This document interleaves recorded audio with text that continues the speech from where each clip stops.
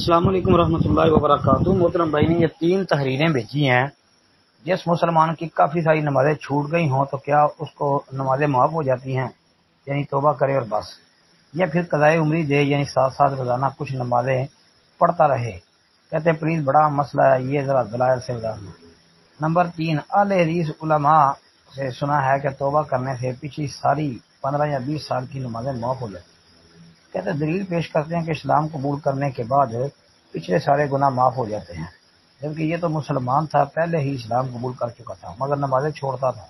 نبی کریم صلی اللہ علیہ وسلم کے دور کی تو کوئی ایسی مثال نہیں ملتی کہ کوئی مسلمان اسلام لانے کے بعد نمازیں چھوڑتا رہا ہو۔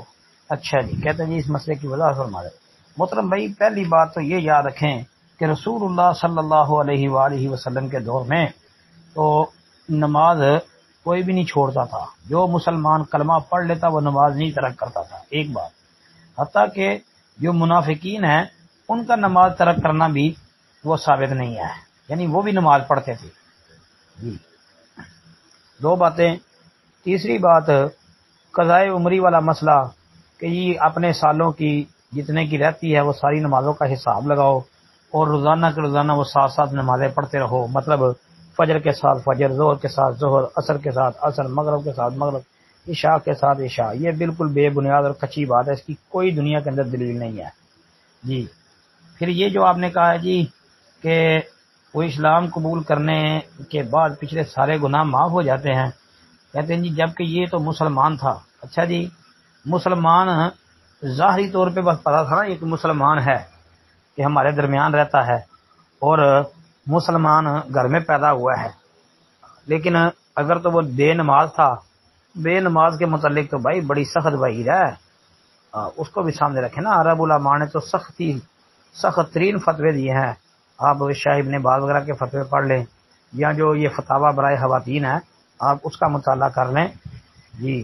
نکاح ختم ہو جانے تک کے فتوے علماء نے دیے ہیں کہ بے نماز آدمی نمازی عورت کے ساتھ جو ہے وہ ایک نکاح کے اندر اکٹھے نہیں رہ سکتے، یہاں تک یعنی بڑی سختی والے فتوے علماء کے موجود ہیں۔